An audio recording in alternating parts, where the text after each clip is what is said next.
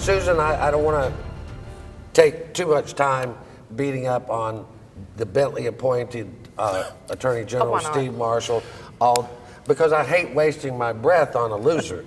But anyway, turned this thing this week. On Monday, Troy King, former Attorney General Troy King, who's running for Attorney General, he came out and held a press conference at 11:30, and we thought, what in the world are you holding a press conference at 8:30 in the morning? 8:30 in the morning. On a Monday. So it turns out, and he comes out and he says, where's Steve Marshall? Nice. Well, it turned out that at that very moment, Steve Marshall was at an exclusive golf outing in North Carolina where the Attorney General's Association, Republican Attorney General's Association, was having a $5,000 a plate breakfast in honor of Bentley appointee Steve Marshall. Not incumbent. They call him an incumbent. But he's not. He's an appointee. He's an interim agent. Yeah, who we call him? And you know, everybody can afford to go see Steve Marshall at $5,000 a plate. You know, Who especially the hell would go see Steve Marshall for $5,000? I better have a lot of sausage and a lot of grits with that meal. You better give me a car. Yeah. If you're gonna, I'm telling you, what kind of breakfast gets served at 8:30 in the morning that is worth $5,000? Because I know Steve Marshall, he was appointed to his first job in government as district attorney by Don Siegelman. Mm-hmm. He was an Obama liberal until 2012. Excuse me, Josh. Gave money to Obama. Gave money to the Democratic one of the brothers Party. until then. I don't know what happened. Then he switches parties. He's all trumped up, Jonathan. Oh, yeah. And Bentley appoints him, which Bentley didn't even endorse Trump. He screamed against Trump. He sure did. How is this guy getting a $5,000 plate dinner? I have no idea, but he's at the golf resort getting his $5,000 a plate dinner. Well, and I'll say this: look, he's More up there. like putt-putt. He had to, what's amazing to me, he had to leave the state, go do this because that's where they were having their conference, which is great opportunity to have a lot of secrets up there that don't make their way back to Alabama. So that I'm sure they had a lot of campaign strategy meetings while they were up there. Bottom line is Troy King was here. Yeah. And he was bringing forth victims and people with past problems and touted the fact that he's been to over 50 parole hearings and he's not the Attorney General. They were just from convictions he did when he was the Attorney General. Honestly, in this race, I think Troy King has got the upper hand because he's been there, done that. And didn't Troy King say how many he'd seen Steve Marshall at? 2, I think it was. 2. Yeah. What is Steve? Por favor. What has Steve two, Marshall please. done? I asked the same question to Kay Ivey, but what has Steve Marshall done? Can anybody explain? Just give me something. Give me a reason. What's the reason that I'm supposed to vote for? Like Kay Ivey, he's shown up and taken credit for things he didn't do. I don't even. You're sliding Kay Ivey. I'm serious. I would like to know if there's somebody with the Steve Marshall campaign who, other than standing in the Oval Office with Trump that one time, what has he done? Nothing. He has done absolutely. What he has done is dismantled the Special Prosecution Division. He has taken over $250,000 from BCA. Mm-hmm. He promised Governor Robert Bentley that he would prosecute or investigate the people who prosecuted Mike Hubbard. And that's how he got the job? And that's how he got the job. Those are the things that Steve Marshall's done. Oh, Richard!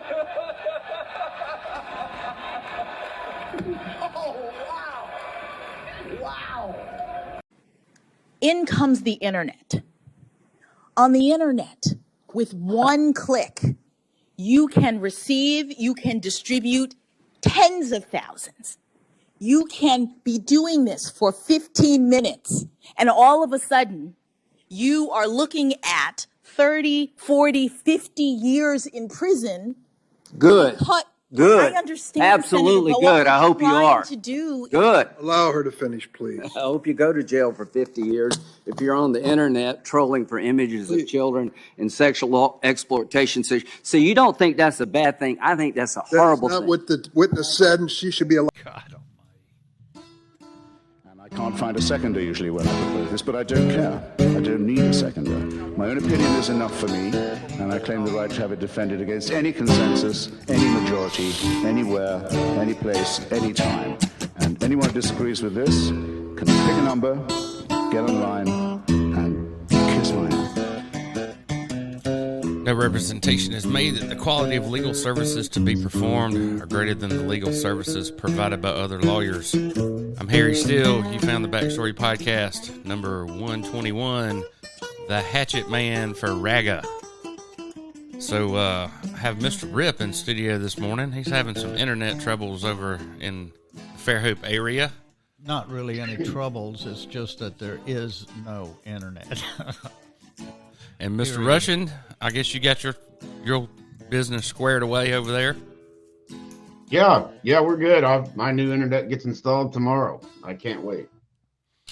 All right. So, did everyone watch the confirmation hearings? No. How come? Because I knew who was speaking. What does that mean?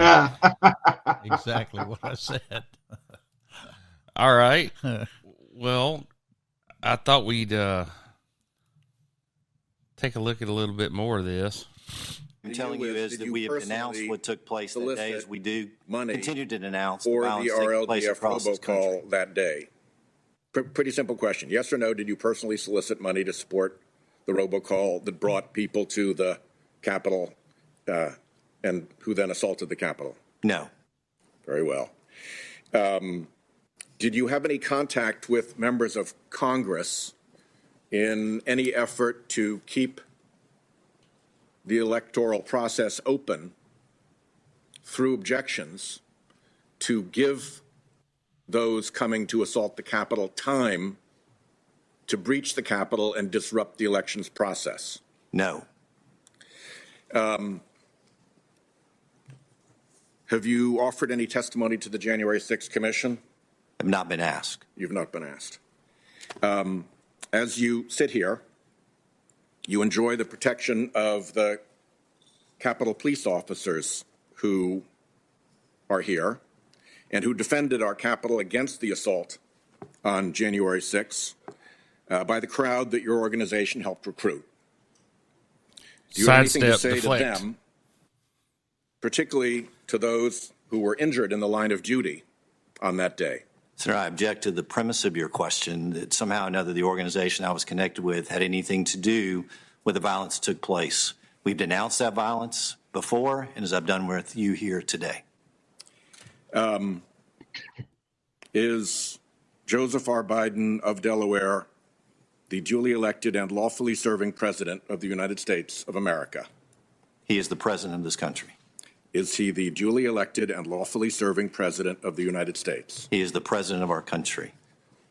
Are you answering that, omitting the language duly elected and lawfully serving purposefully? I'm answering the question. He is the president of the United States. And you have no view as to whether he was duly elected or is lawfully serving? I'm telling you he's the president of the United States. No further question. Alabama. Well, Raines, fair play, dirty pool. Many moons ago, when I was still working in the newspaper industry, I used to have a regular card game that I went to, and it was on Friday afternoons, and it was a bunch of heads of the departments for local federal law enforcement. A judge every now and again would play with us. A federal magistrate would play with us sometimes, and a couple of other people from the criminal prosecution and law enforcement community. Basically federal stuff. And I can tell you right now that if Steve Marshall had sat down in that card game amongst those law enforcement professionals, he'd have gotten cleaned out, because I haven't seen so many tells on a person who's supposed to be good at the game. I haven't seen so many tells on one person's face in a long time. And I would have loved for that big fat fish to sit down in my card game and have the head of the U.S. Marshal Service for the Gulf Coast region just completely clean him out on check raises.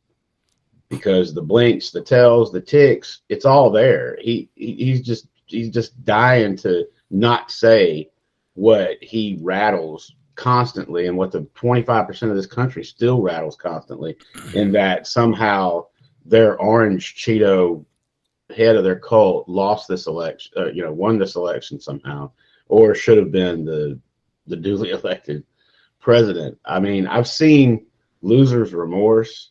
I've seen people that cried the day that Richard Nixon got resigned, but you don't see a year out people still crying about it until now. And it's equal parts disgusting and a little frightening. And he may find himself having to do a little bit more testimony down the road. Well, one of the things I doubt it. I doubt it, Paul. I don't think I said this before, that his name is going to get dragged through the mud pretty bad when the January 6th commission report comes out. Yeah. But nothing's going to happen to it. Well, look, he's not going to be here. He was there to say that he objected to her appointment and attacked her on being soft on crime.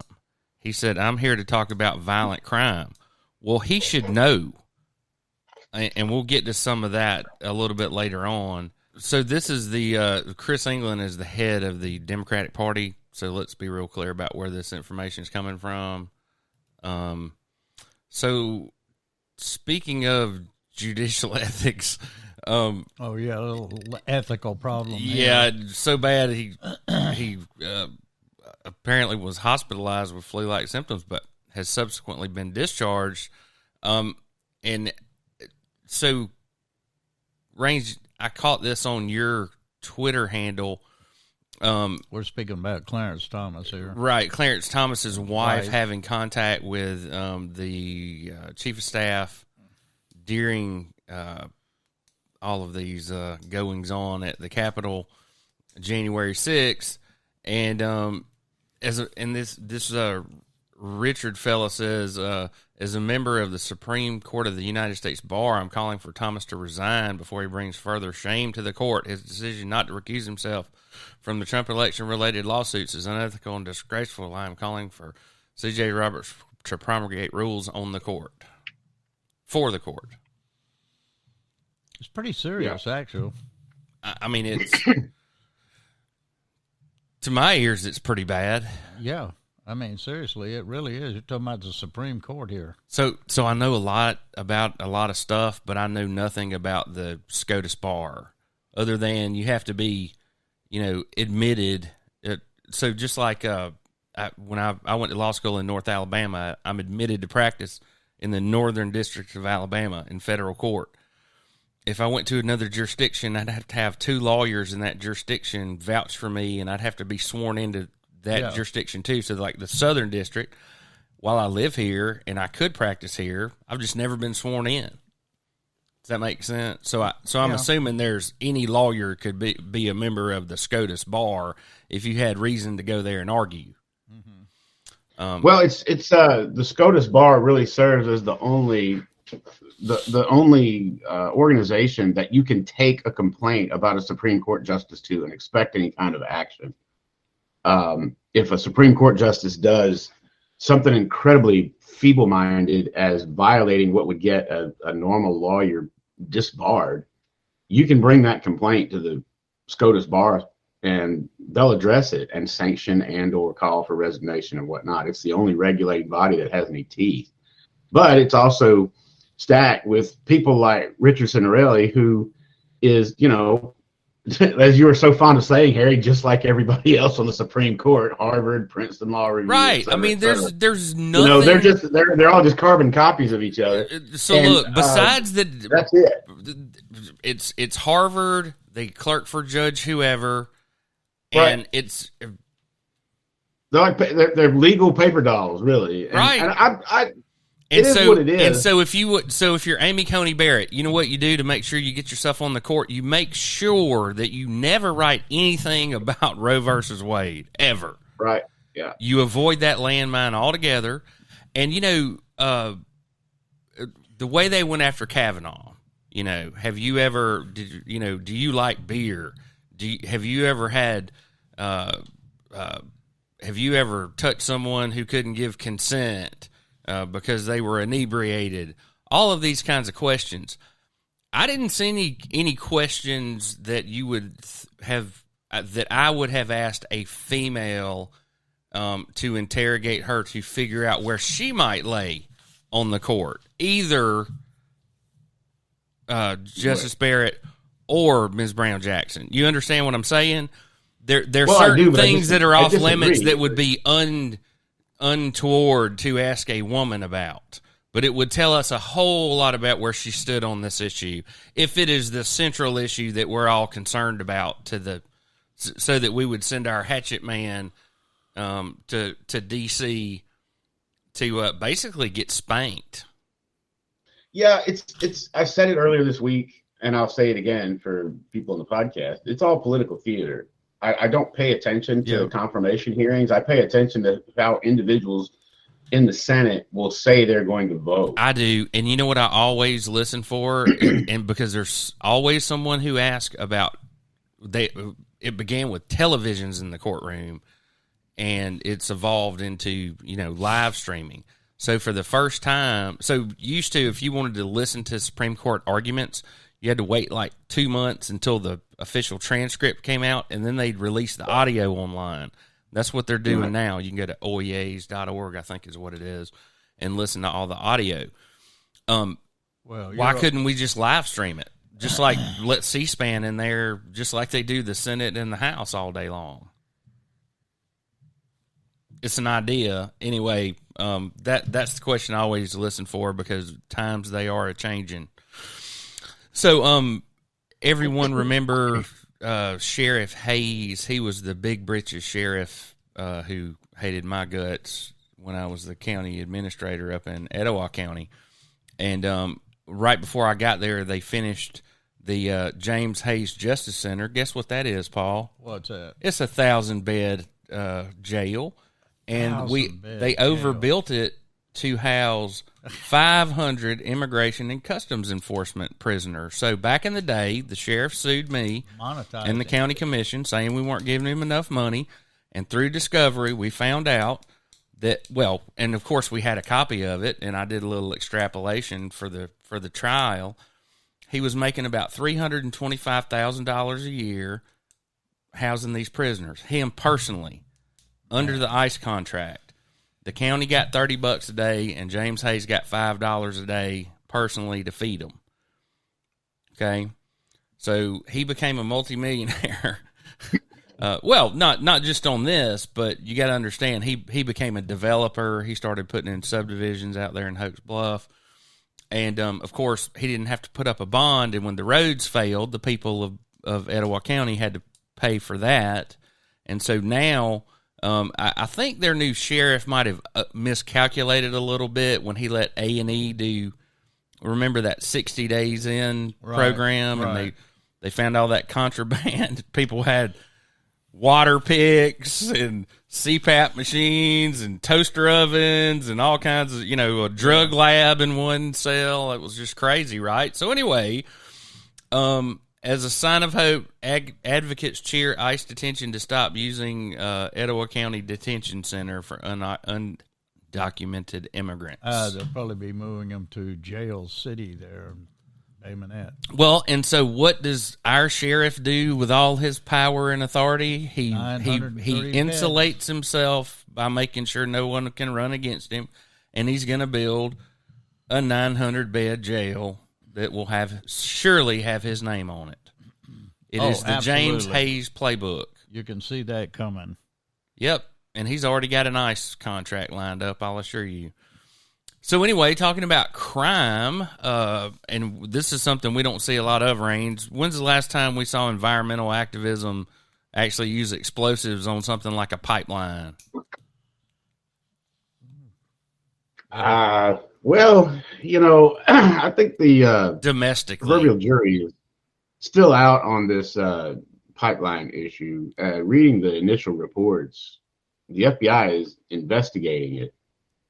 But if you speak to somebody in the pipeline industry, like I did yesterday at the birthday party I was at, they'll tell you that this was very likely not an attack, but an accident. And it's good to see that it's getting an investigation, but this is going to come out as a negligence accident and not an attack. It could have just simply been. And I got that from a guy who's a pipeline technician for Chevron.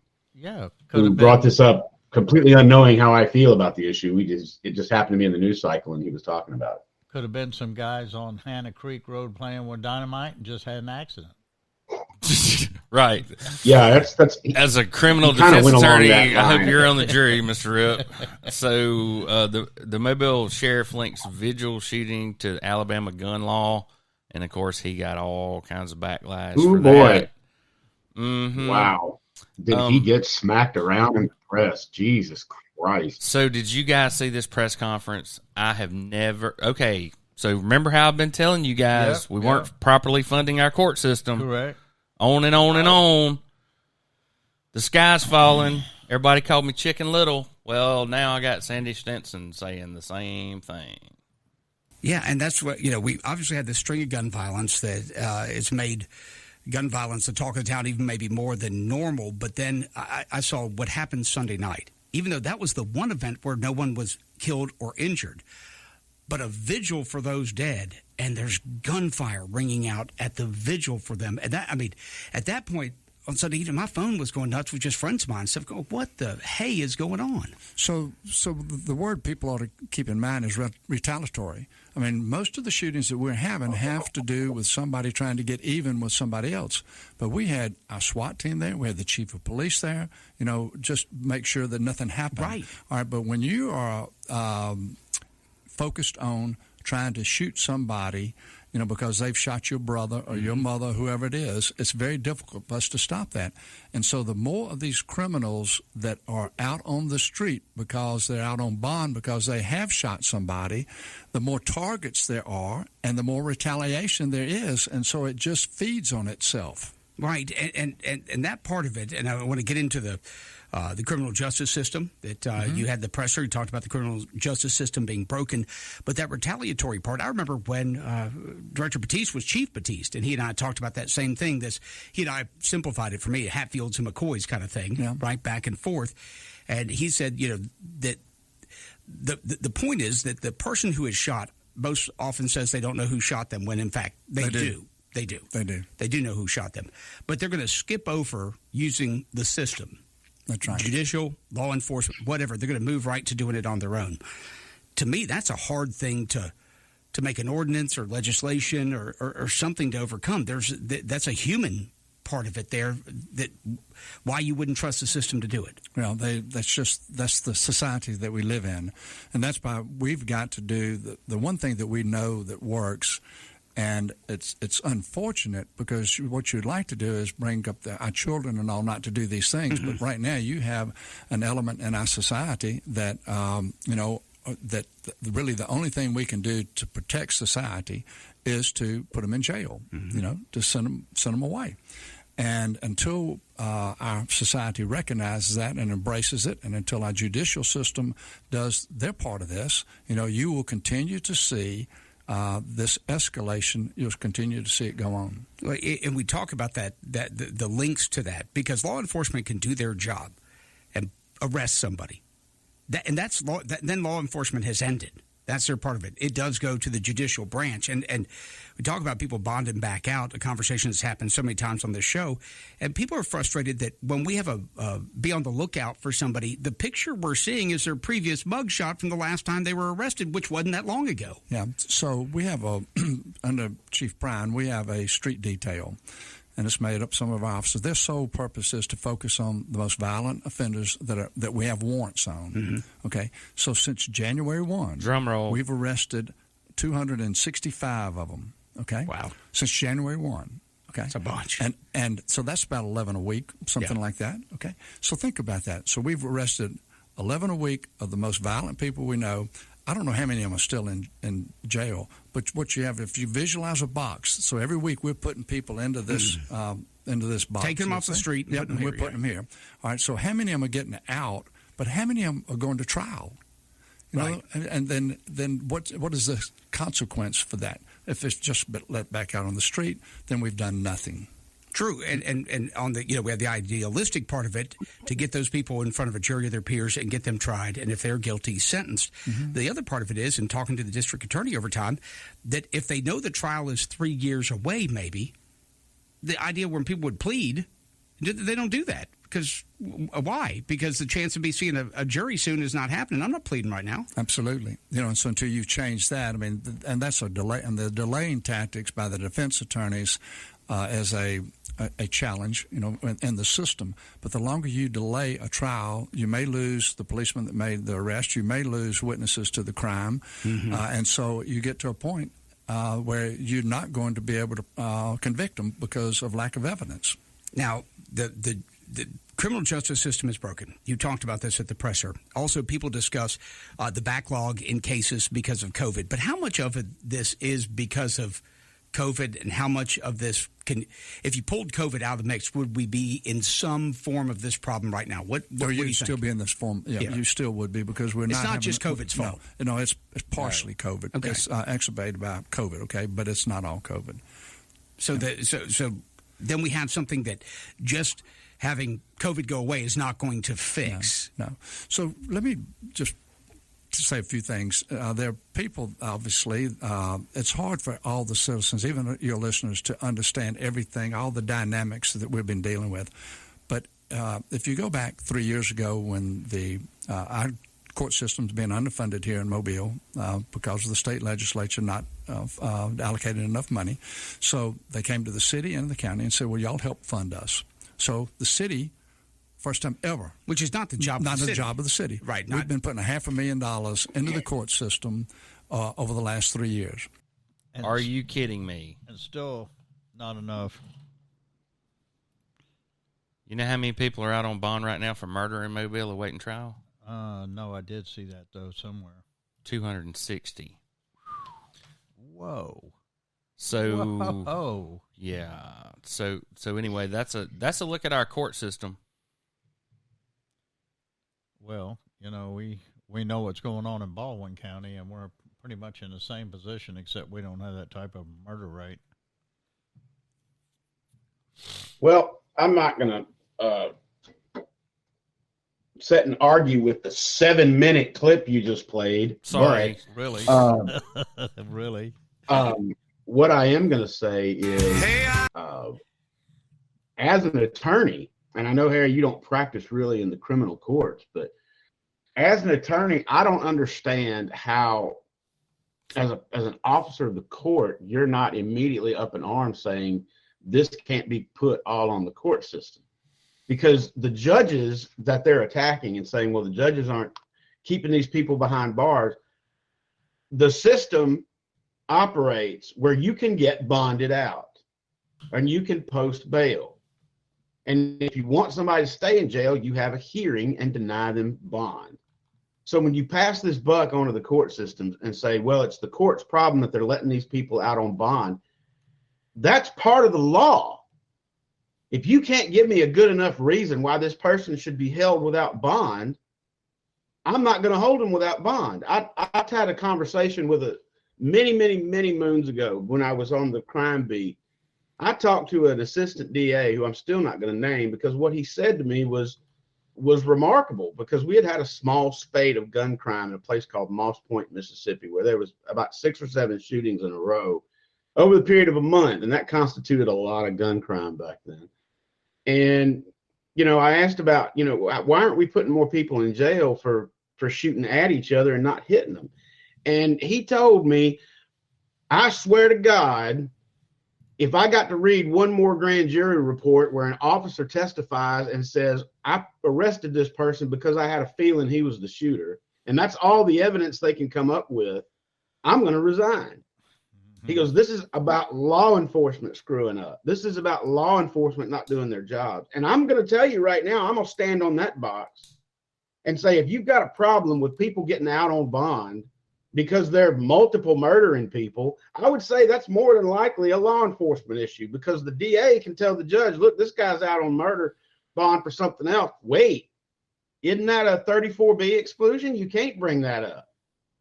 So okay, well, you've got to show me why this person is denied bond. And if the police can't do it, they get the bond. That's the system. Yes, you cannot fault the court system. We understand that, Raines. And if I'd have played the other 7 minutes of it, he would have explained the backlog and the need for additional judges. and additional court personnel, which is what the city's been providing $500,000 for over the last 3 years, trying to do something about it. So they also had 2 other guests this week of interest. Robert Bentley was on.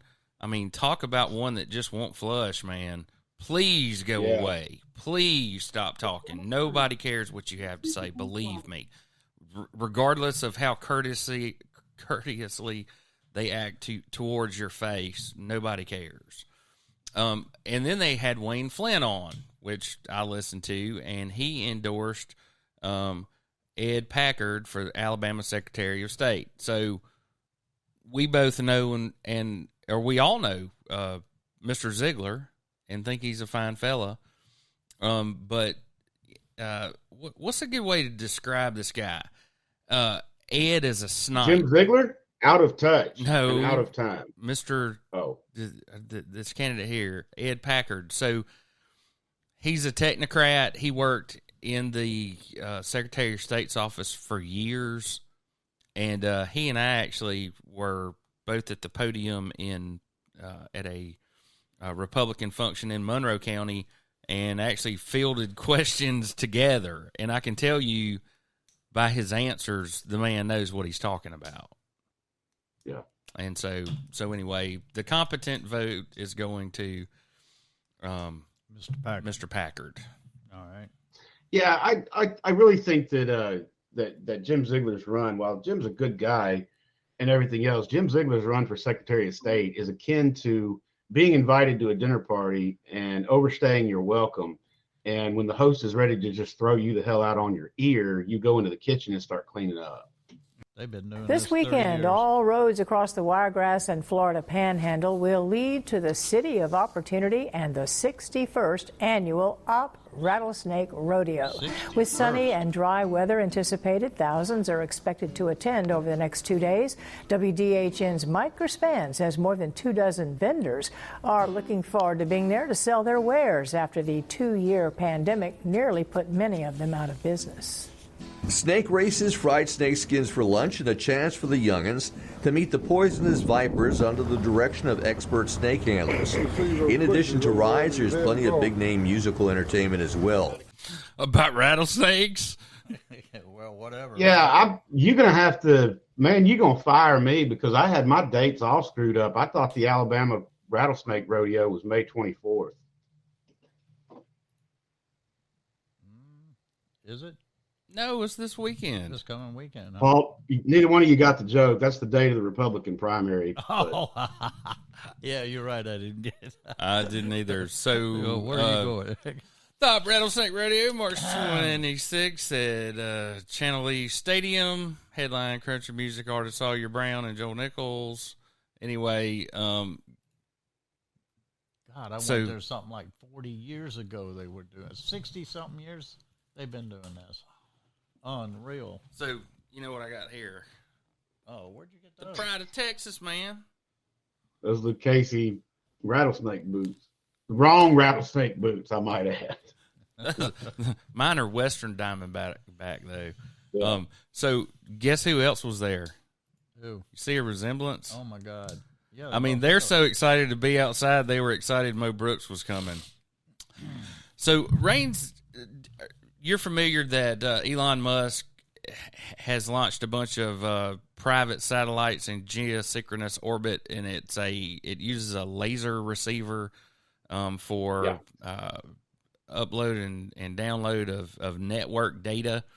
It's called the Starlink system. So anyway, I pre-ordered one for the cabin, and so I had to pay a deposit. So I got an email saying the deposit's been increased, and so has the monthly service, even though I've never received the service yet. Well, that might give you some I imagine you'll get Starlink service right about the time you finish your home build out there. Probably. After you've made 36 payments. So the students, I'm sure you'll love this. This is just across the line in Escambia County, Florida. Students will no longer be allowed to keep guns in their cars at Escambia County schools. Students. Man, do you know how many mornings I went hunting and then went to school? Yeah, but there's still kids that do that. They can't. Yeah, we got that's not that was always a rule at Ocean Springs High School, because I showed up for exams right before Christmas break. I was exempt from all of my exams but one, and me and my buddy had been in the woods all morning, and I got to school at 11, and halfway through my math exam, the school resource officer came in and said, I need to see Mr. Russian. And they pulled me out of class and said, Mr. Russian, your 870 is still in the gun rack of your truck. I need you to take it home. Yeah, I remember him coming to Tuscaloosa High, all gun rack. If you needed a gun, you could get to the parking lot and there would be one hanging in the rear view window of a truck, right? So tell me about... And that was also after Red Dawn had come out, so everybody was running loaded, gun racks full.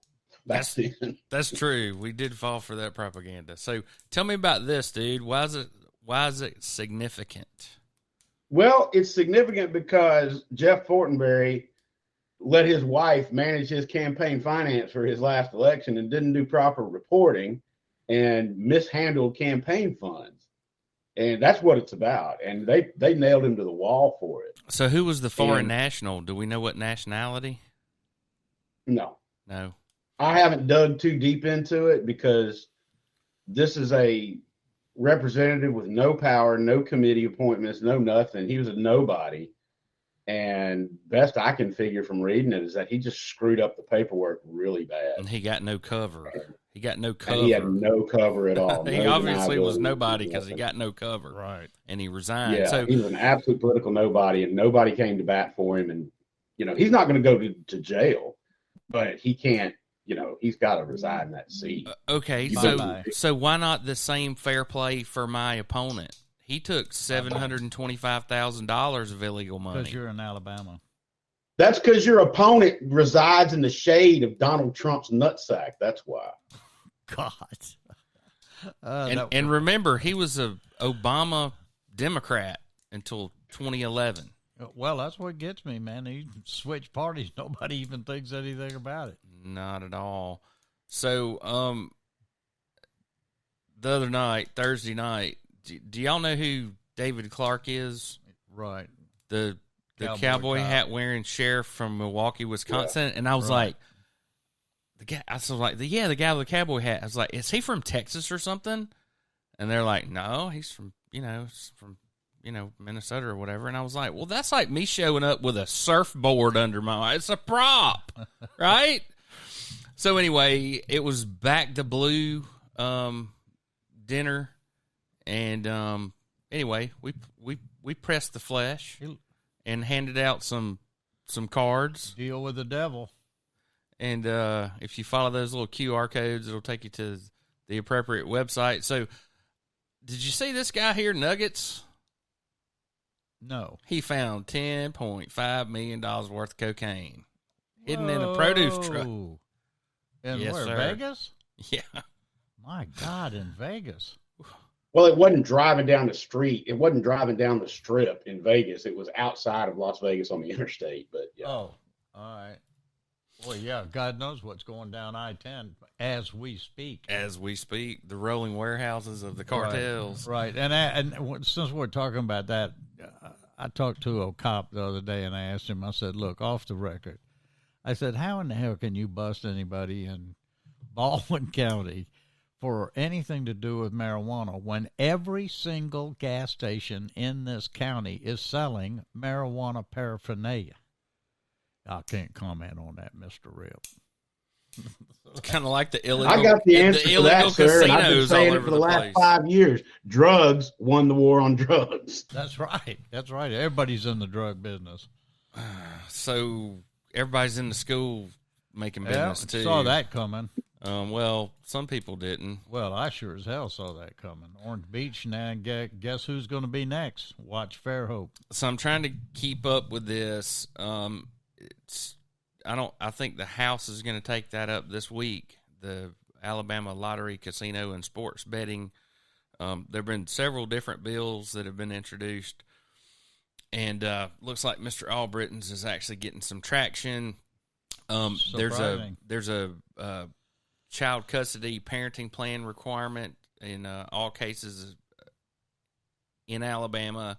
Alabama Senate Bill 24. We're trying to keep up on that. And so I thought that we would switch gears and I would let Raines drive for a minute and tell us why this was such a monumental moment in geopolitics. Every day, leaders of the free world get on stage and speak. And they say lots of things, but we haven't seen a head of state in the United States get up on a podium and call for regime change since Ronald Reagan. And everybody knows how I feel about President Biden. What I can't do is prop up the White House statements that he was not calling for regime change. Oh, really? I think that was a PR misstep on their part. And sometimes, as the great Tallahassee once told us in Zombieland, you got to nut up or shut up. And I would stand behind the president of the duly elected president of these United States saying enough is enough. It's time for this man to go. Because that sends a clear statement to everybody that may have been on the fence about it that maybe this is what needs to happen. Now, is it wrong for a president to call out violence? Yes. Is it wrong for a president to say this person should be assassinated? Yes, we have certain laws that prohibit our president from saying that. However, he said this man cannot remain in power. That's a call for regime change, not murder. And I stand by it. I wish the White House stood by it as hard as I do. But I've said it on a podcast that didn't get published for technical reasons. The only thing that's going to stop this is regime change in Russia. And it's going to take a palace coup to do that. No, dude, that got published. We said that. I thought that was one of the ones like that... you called the invasion. Some guy, when he calls for the nuclear football, some guy with a Kalashnikov's going to end this thing. Right. That's how it's going to happen. Yeah. And it doesn't matter what Biden says. It's going to be the people in Russia. The one thing I'll keep pushing is perspective. And if you're out there and you're listening to this program and you're really paying attention to what we do, I want you to take a minute and step back and think about what you're seeing on television and on Twitter and on Facebook and everything else is exactly a carbon copy of what Arabic and Farsi-speaking news outlets were putting out during the Gulf War. We're the aggressors. We came in and are doing all this. We're holding them back. We're making these gains. War is an absolute, and it's not about who has more tanks and who has more guns and who has Molotov cocktails. It's about who can really control the media. And in the first world, we're watching a second world country fight a first world country. And just take a step back and look at the coverage and think about where you'd be. And realize that you, as an American, you don't have the stomach for war that the Ukrainians and the Russians do. If the 3rd Infantry Division had taken 15,000 casualties in the first month of us invading Iraq, I believe we'd have hit a bit of a stall. You know what I mean? Really? There'd have been people rioting in the streets about anti-war and everything else. It's a horrible thing, and it's going to take nothing short of a palace coup to end it. Did you see his RAGA rally that Putin held in the big stadium? Yeah. With the flags and everything? Yeah. I mean, what was different about that other than they weren't playing Gloria over the loudspeakers? So anyway, take us through what's progressed. Anything? Haven't they kind of encircled the Capitol more? Well, no. Actually, no. These maps are horribly outdated now because the Ukrainian defense forces have made significant gains in counteroffensives and are retaking the suburbs of Kiev, which were earlier held by the Russian army. Well, do you think they want to hold them now that they've looted them out of all their goods? And I mean, wasn't that Yes, the point? yes They were and no, starving to death, so they had to run into town and take the grocery store? there aren't any strategic objectives being met or even attempted right now. Everything is a propaganda victory or a propaganda loss. And we're not playing chess anymore. We're playing Connect Four. Well, the people that got their building blown to the ground by a Total destruction. hypersonic missile that they weren't supposed to have would argue otherwise. I don't know how. One apartment building does not a victory make. No. Oh, I'm not saying it's a victory, but strategically, the total are destruction. they striking at the, if you hadn't had electricity, water, the baby's freezing to death, all these tactics, they've tried them before. I just hope these people can hold out. I think that's what it is. One thing you'll learn if you go to war college or study military history or any of those things, and we've talked about it before, and I'm just basically preaching to the choir here, but the difference between tactics and strategy is bullets and chalk. Tactical victories are made with guns. Strategic victories are made with chalk on a chalkboard. And we have lost the Russian army has lost so many objectives that everything they're getting now is strategically aimed at repurposing energy and momentum. They're basically fighting to raise the spirits of their own fighting force right now because they're not getting fuel. The logistics have completely failed. And we've got soldiers in the field that are running out of bullets and food and water. So all of their objectives are moving from military advantage to propaganda victories to raise morale. And that's when you start blowing up apartment buildings and you start hitting civilian targets and you show bodies and say, all right, this is what we're doing. This is what we're fighting for. And we're doing great at it. You don't show, if you notice, Russian social media and Russian official media doesn't put out any pictures or videos of their soldiers on the ground fighting and kicking in doors because they're not in it. Raines, I know some other people that are as passionate about their country as Ukraine. You remember it?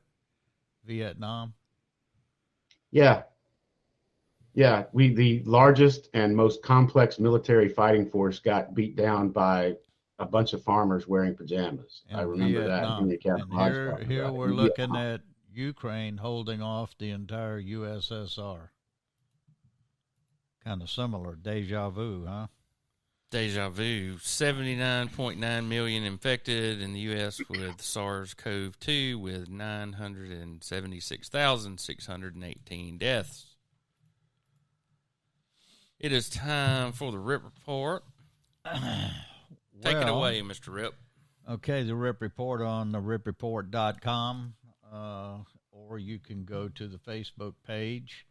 We also, of course, have a Facebook page for Backstory Podcast, and now we have one for Deal with the Devil, the story of Murray Lawrence, who's been wrongfully incarcerated in Alabama and Baldwin County, as it is, for the last 16, 17 years. Pretty horrific case. We have a petition started. We have pro bono attorneys working with us to see if we can get this man a new trial. We'll be going into great detail later. We have a .com site there, deal, low caps, deal-with-the-devil.com or Deal with the Devil blog on Facebook. So check it out. Please sign the petition and listen up because we're going to be covering quite a bit on that. I guess the biggie of the week has to go to Lagniappe, and congratulations to them. The article by Gabe Times, Bellatone Property Owners Association receives $1 million jury verdict in settlements. And Gabe has been writing about this for no less than about 4 years, so is a Rip Report. And they're finally made whole. I think this goes back to about 2018, 2017. Mr. Rick Norman, who lives there started digging into the Property Owners Association and the records and one thing or another, and found out that the pool was financed half a dozen different ways. I mean, you have to read the article. It's a 2-page article. Harry wanted us to read the entire thing, which is really the only. I'm going way. to read the entire thing. Well, but not today. Not while I'm here. but I mean, it is really the only way that you probably can understand the whole thing. This also involves Clarence Burke, who has Baldwin County Sewer, and one of the things in the article is that they actually have a picture of Mr. Burke, who lives most of the time in Costa Rica. He arrived a day late for the trial. But he told the BPOA attorney Will Chasen that he flew in Sunday from Costa Rica, where he has $1 million condo and a 53-foot sport fishing yacht. However, we're talking about a loan here that he says he has no money to pay, and Baldwin County Sewer estimated value is somewhere right around $100 million. But when push comes to shove with the property association, these people the developers didn't want to give up. They used every means they could. In fact, for quite some time, the Property Owners Association was actually making the payments on the mortgage. They had different agreements called extension capitalization agreements, and then there was a special assessment, and this was all trying to cover the price of the pool. Brooks Delaney is the vice president of Small Business Management Corporation, spoke of the Delaney family's decades-long business and personal relationship with Clarence Burke. At the time Bellatonin was developed, the Delaney and Burke were not only equal partners in Baldwin County Sewer, but also in a property development company called Penstar. When you read this, you're going to see so many different names and initials and everything else. It's kind of hard to keep straight.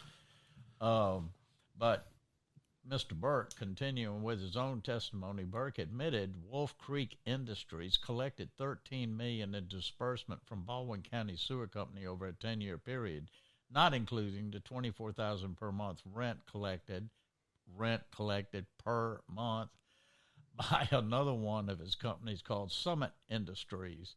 Bizarrely, Burke, while on the stand, testified that the $720,000 special assessment was an attempt to trick the bank.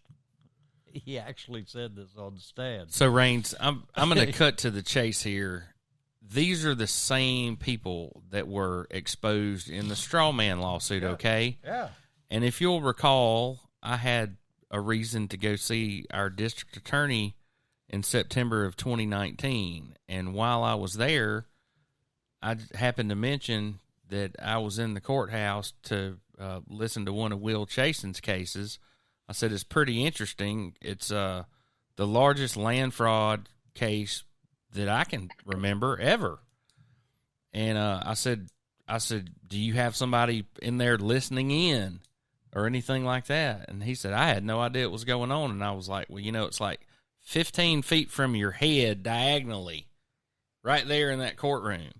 So my question is, Raines, how come nobody's been charged criminally in any of this? Baldwin County, Alabama. Because it's Alabama. Because no one cares. Listen, man. Because this is who is funding all of the campaigns. Correct.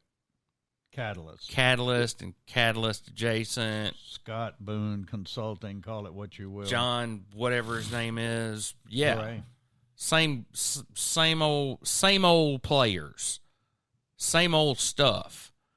And how this isn't some kind of fraud and racketeering charge, explain it to me, Mr. Rip.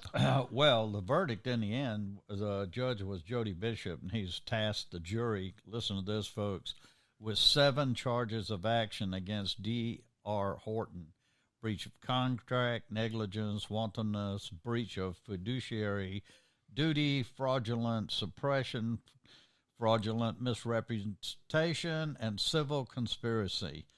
Only if the jury found the defendants liable for the first 2 causes of action could they impose punitive damages in the last 5 causes of action. But after only about 3 hours of deliberation, the jury found in favor of the Property Owners Association and against D.R. Horton. The jury imposed compensatory damages of $599,820.33 and an assessment of punitive damages of $200,000, included with Mr. Cordy's own $15,000 settlement. The total amount of settlement or damages awarded to the BPOA is $1,014,820.33, meaning that they indeed now are the home of the $1 million pool.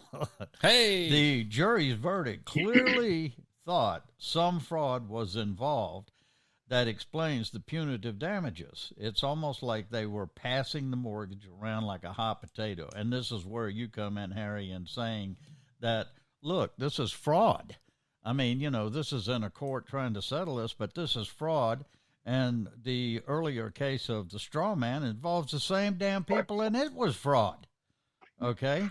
Mr. Chasen said the circumstances were reminiscent of another lawsuit he filed against Burke and Delaney again for the straw man land deal, which Harry was mentioning, when Baldwin County Sewer was scoping out locations for a new sewer plant in 2010. That case involved the mistaken purchase contract for amount of a straw man, and here we're talking about a misstated mortgage debt. Delaney and Clarence have so many business dealings together, it is hard to keep scope of all their deals, but Scott Walhurst testified Clarence didn't have the money. That's why D.R. Horton didn't go after him to try to collect. That simply wasn't true. We thought the reason they didn't go after him was because they needed the sewer company to build all of the subdivisions. There you all go. Together. Now, folks, here comes the kicker. What I've been trying to tell you everybody, for 2 years. We get on these podcasts, and I get on my rants on the Rip Report, and people say, oh, yeah, I wonder if that's true or whatnot. Well, here's a little tidbit you can take to the bank. Tucker Dorsey worked for Clarence Burke for years under the umbrella of Magnolia River Management while he was county commissioner. Hey. He denied it over and over and over again. Wait a second. I got a goodie for you. You ready? Yeah. Had time to deal with these people and meet these people and talk to these people, yet we've treated them poorly, which I think I find offensive and I take personally. The straw man himself. The straw man. After he fired 50 people. And it should be, and it also should on be his noted, first day in office. Correct, and it also should be noted that Mr. Dorsey is now sponsoring Steve Carey for the Joe Davis seat for county commissioner, and that is a catalyst position, folks, so you better be thinking about it. You have 3 choices for county commissioner in that seat. One is Mr. Jonathan Armstrong. This will give him a second check from the county. I can't go along with that. That's quasi-employer there. And he would have overwhelming conflict of interest holding both of those positions. So then you have Steve Carey. Hey, let me ask you a question. Matt McKenzie. I got a mental exercise for you. Go Matt McKenzie. Yeah. Okay. So what if the county commission and some of the cities said, our legislature's not doing their job. We're going to give $1 million collectively from the county coffers into the court system. So what does that then do with Jeb and Jonathan if they're both on the county commission and they're parts of the court system? You see what I mean? Absolutely, I see what you mean. Yeah. Absolutely, see what you mean. So Senate Bill 282 has moved out of the Senate and is over at the House being whittled on, and that would curb policing for profit and limit the percentage of revenues a municipality can generate from fines and forfeitures from traffic tickets. And there we see Jailtown and its profits. Yeah, it's really going to be a shame what Bay Minette's going to look like in just a few years. Now, the deal with the devil, you can go back to that for a minute. We put the petition out on Deal with the Devil, and very pleasantly surprised that you might be able to check it right now, but we were right at 200 individuals have already signed it, which is quite a bit. And I do hope people will go to that site and follow it. I know there's been a lot of controversy about the sheriff of Baldwin County, and this is one that I'd love to hear his side of this story, and I hope to push for that one day. Good luck with that. So, no new information about the Pritchard Water Board FBI investigation. No, It's been pretty quiet once they got the initial arrest warrants, and I guess now it'll be 5 years of looking through receipts, try to figure out what went on over there. Right. Yeah, we've gotten the Hollywood version of it out of the way, and now the real police work starts. Right. All right. Well, do you guys know anything else of note this week? I got one more hard week of work with this job that I took on, and hopefully after that I'll be able to fund the RIP report and the Murray Lawrence thing for the next year. So yesterday we went to the Rain's favorite event, the Alberta Sausage Festival. Oh, that's good. Yes. And they were out of sausage when we got there. Really? Uh-huh. And And you get too late. so then we left there and went to the downtown Cajun Cook-Off, and that was pretty good. Yeah. You could sample everything. That's Cunningham Bounds, right? Yeah, they put that on. And that's the end of the podcast. So, Rains, what's going on over your way? I'm going kayaking this afternoon. Cut grass. It's a month of a million birthdays. My son's birthday party is this afternoon. I was at a birthday party yesterday, and to be honest with you, I've about had it with kids' birthday parties this month. But that's how it goes. Well, prayers for Ukraine, and we will see you guys next time.